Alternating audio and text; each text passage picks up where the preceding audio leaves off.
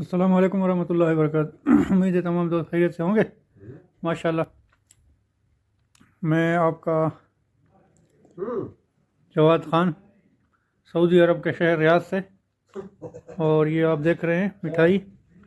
ये सऊदी अरब के शहर से रियाद से आप देख रहे हैं ये माशाल्लाह मिठाई।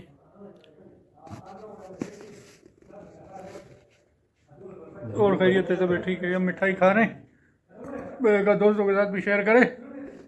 तो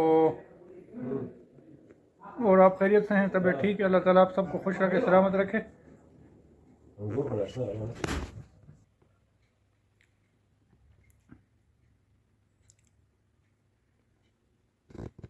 माशाल्लाह दोस्तों, ये आप देख रहे हैं ये हमारा डेरा है, और ये माशाल्लाह केक बिस्किट आप देख रहे हैं।